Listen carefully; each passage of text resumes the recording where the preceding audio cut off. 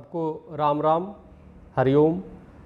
आज अब पितृपक्ष चल रहा है, सभी लोग अपने पूर्वजों को याद कर रहे हैं। सब लोग पिंडदान कर रहे हैं, तर्पण कर रहे हैं, पूर्वजों का स्मरण कर रहे हैं, श्रद्धा व्यक्त कर रहे हैं और उसी के साथ जीव सेवा भी कर रहे हैं।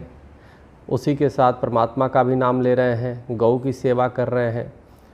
हमारे शास्त्रों में स्पष्ट है कि लंघे शास्त्रयुक्तानि हेतुयुक्तानि यानि च सहि न सेति वै राजा यह लोके परत्र च। जो राजा, जो शासक गौ, ब्राह्मण और संत की सेवा करता है वो इस लोक में तो राजा रहता ही, परलोक में भी उसे सम्मान मिलता है, उसको सुख मिलता है और उसे स्वर्ग और मोक्ष की प्राप्ति होती है।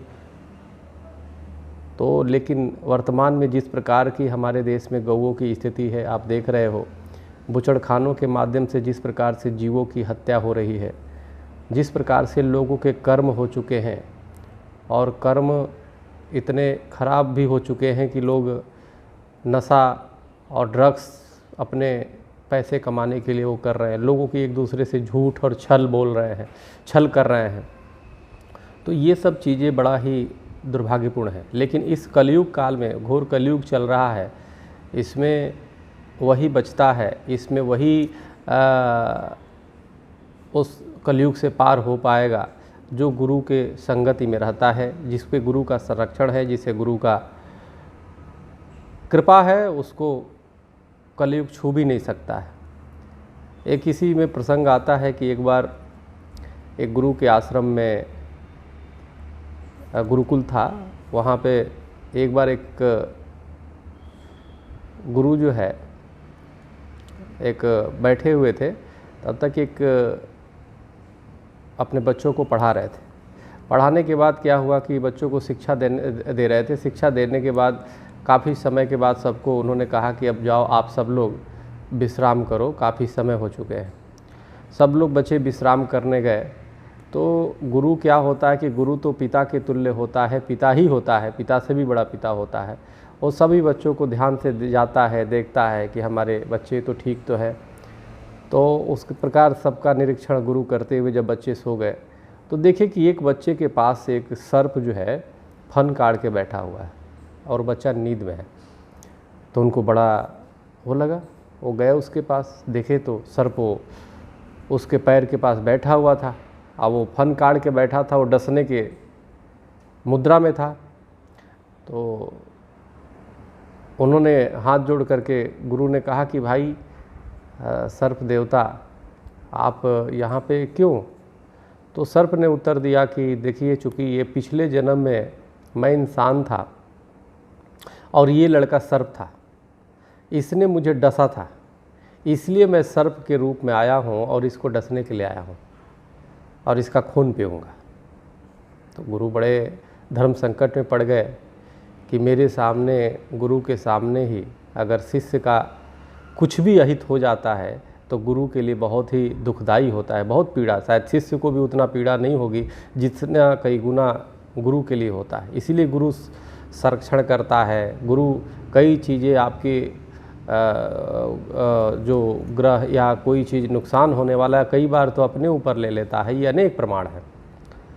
उसके बाद क्या होता है कि वो जो है उसको कहते हैं, गुरु उसको समझाने का प्रयास करते हैं कि नहीं, आप समझ जाओ, ये ठीक नहीं है, हमारे सामने तुम हमारे एक शिष्य का तुम डसोगे, ये ठीक बात नहीं है। फिर ये सर्प रूप में आएगा, फिर तुम्हें डसेगा, तो ये कब तक चलता रहेगा आखिर युद्ध की स्थिति? तो ये बदले की भावना ये ठीक नहीं है। सर्प के कुछ समझ में आया, बोला कि ठीक है, लेकिन एक शर्त है, अगर मुझे आप 1 कटोरे इसका खून हमें दे दें तो हम इसको माफ़ कर देंगे, छोड़ देंगे। तो गुरु को भी समझ में आया, बोले ठीक है, ये तो अच्छी बात है। गुरु तुरंत जो है उन्होंने कहा कि चलो मैं करता हूँ। और शिष्य एक चक्कू लेकर के आते हैं और शिष्य का जो लेटा हुआ है उसका शिष्य अपने जंघे पे रखते हैं और उसको थोड़ी सी गले से चक्कू चला करके उसको काट के और कटोरी में खून निकालते हैं। जब वो चक्कू चला रहे होते तभी शिष्य का आँख खुल जाता है और देखता है। देखने के बाद ऊपर देखता है कि गुरुजी हैं, तो फिर आंखें बंद करके सो जाता है। अब क्या होता है, गुरु उसको एक कटोरी खून निकाल करके सर्प को दे देते, सर्प उसको पीता है, फिर चला जाता है। और उसके बाद क्या होता है कि गुरु जो है उसको मलहम पट्टी जो औषधि लगा करके शिष्य को छोड़ देते हैं। 2-3 दिन बीत जाता है और शिष्य आता है, उनके साथ पढ़ाई करता है, चला जाता है। गुरु बड़े आश्चर्य में होते हैं, एक बात उनको समझ में नहीं आती कि इस शिष्य ने हमें देखा, उसके बाद बोला क्यों नहीं। एक दिन उसको बुलाए 2-3 दिन बाद, बोले कि सुनो इधर, तुम्हारे गले पे कैसे कट लगी हुई है। तो बोले गुरुदेव शायद जो है आपने चक्कू यहाँ पे चलाया था, तो जिसकी वजह से मैं। तो बोले तुम्हें याद है। तो शिष्य ने बोला हाँ मुझे याद है। तो बोले अच्छा, तुम्हें मैं जब चक्कू चला रहा था तो तुम्हें दर्द हुआ। बोला हाँ दर्द हुआ, इसीलिए मेरी आंखें खुल गई। तो बोले कि तो तुम फिर इतने दिन 2 दिन हो गए, तुमने पूछा क्यों नहीं, और तुमने उस समय भी क्यों नहीं बोला कि आप हम पे चक्कू चला रहे हैं, क्यों चला रहे हैं, क्यों हमारे घर। तो उसने कहा कि जब मुझे आपने चक्कू चलाया तो मुझे दर्द हुआ और उस दर्द से मेरी आंखें खुल गई, लेकिन जब मैं देखा कि अरे मेरा तो सर जो है गुरु के चरणों में है, मेरा तो सर जो है गुरु के गोद में है, ये तो काल भी कुछ नहीं बिगाड़ पाएगा, ये ज़रूर इसमें कोई मेरी अच्छाई होगी, ज़रूर मेरी कुछ भला होगा और गुरु की कृपा होगी। गुरु ये बात सुन करके उनकी आंखों में आंसू आ गए और उस शिष्य को गले से लगा लिया। देखो शिष्य भी, वो गुरु भी बड़ा सौभाग्यशाली होता है, गुरु का पूरा जीवन एक शिष्य की तलाश करने में लग जाता है। सच्चा अगर शिष्य है तो गुरु भी उसको शिष्य ही नहीं बनाता, उसको गुरु ही बना देता है। एक सच्चा गुरु कभी किसी को शिष्य तो बनता है, लेकिन शिष्य बनने के बाद उसको गुरु रूप में कर देता है और पूरी दुनिया के लिए पूजनीय हो जाता है। और इसके कई उदाहरण आप देखो, संदीपनी ऋषि का नाम सुने होंगे, जो भगवान कृष्ण के गुरु थे। वो अपने गुरु भक्ति बहुत करते थे, गुरु भक्ति के द्वारा वो अपनी शिक्षा पढ़ाई लिखाई में बहुत कमज़ोर थे संदीपनी ऋषि, लेकिन गुरु की आज्ञा मानते थे। एक बार गुरु ने अपने बच्चे के लिए कहा कि एक काम करो, ये लो मेरे बच्चे को कुएं में डाल दो। संदीपनी बिना सोचे उसको डाल दिया। डालने के बाद क्या हुआ, वहाँ के गुरुकुल के बच्चों ने बड़ी पिटाई किया, उस बच्चे को निकाला कि संदीपनी ने कर दिया। संदीपनी ने कभी नहीं कहा कि गुरु जी ने कहा था ये बातें। एक बार उन्होंने, संदीपनी ऋषि के गुरु ने कहा कि ऐसा करो, जब बाल अवस्था में थे, कि इस आश्रम में आग लगा दो, परीक्षा लेने के लिए। गुरु तो परीक्षा लेता है। उसने, संदीपनी ने आश्रम में आग लगा दी। बच्चों ने देख लिया ही तो इसने आग लगाई, बड़ी पिटाई किया संदीपनी का, लेकिन उसने नहीं बताया कि क्या हुआ। कि अंत में जब गुरु का ये सब शिक्षा अध्ययन करके सब अपने अपने स्थान पे चले गए, तो जब गुरु का उनका अंत समय आया तो उन्होंने सभी अपने शिष्यों को बुलाया। तो उसी में संदीपनी को भी बुलाया और संदीपनी ऋषि को भी बुलाया, और सबको जो उनके शिष्य थे, सबको जो उनके पास गुरु के पास जो अपने पास रखे हुए ज्ञान विद्या और भी कुछ औषधि, कुछ अनेक प्रकार की चमत्कारिक चीज़ें थी, वो सबको बांटा, लेकिन संदीपनी को कुछ नहीं दिया। तो संदीपनी से पूछा कि बताओ तुम्हें क्या चाहिए। तो बोले गुरुदेव मुझे तो आपकी सिर्फ कृपा चाहिए। तो उनके गुरु ने कहा कि देखो, तुमने शुरू से मेरा सबसे आज्ञा माना है और सबसे आज्ञाकारी शिष्य रहे हो। तो मेरे वजह से कई बार तुम्हें प्रताड़ना भी हुई और मैं तुमसे बहुत प्रसन्न हूँ, और भौतिक चीज़ें मैं तुम्हें नहीं दूंगा, लेकिन मैं तुम्हें आशीर्वाद देता हूँ कि भगवान इस पृथ्वी पर आएंगे, और जब आएंगे तो तुम्हारा शिष्यत्व स्वीकार करेंगे, तुम्हारा शिष्य बनेंगे। वही भगवान कृष्ण त्रेता में आते हैं और संदीपनी ऋषि को गुरु रूप में स्वीकार करते हैं और कृष्ण उनके शिष्य बनते हैं। आप जरा देखो कि गुरु के आशीर्वाद में कितनी ताकत है कि भगवान भी आते तो आशीर्वाद से उनके शिष्य बनते हैं। तो गुरु की महिमा अपने आप में बहुत ही विलक्षण है। ये वही समझ सकता है जो इस चीज़ को महत्व करता है, जिस पे कलयुग का प्रभाव नहीं।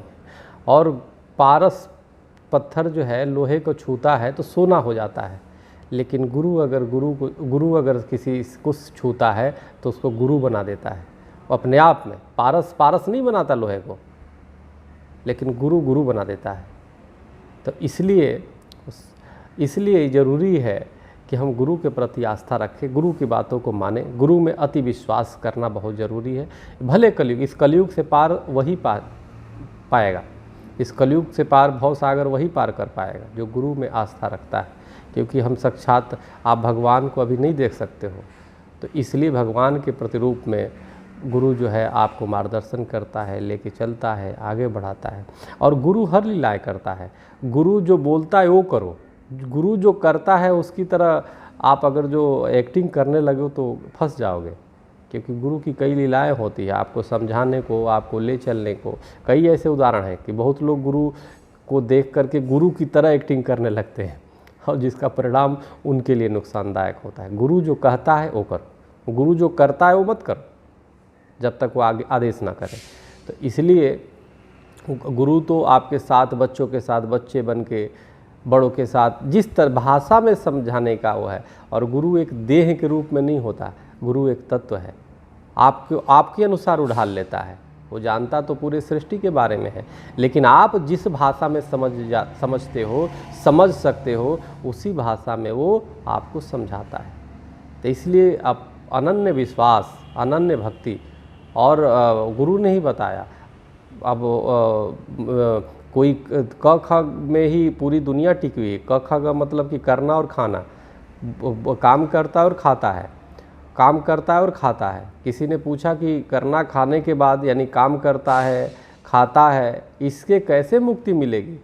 क्योंकि पूरी जीवन क्यों आए हो, कहाँ है जाना, ये भी ना मैं जान सका।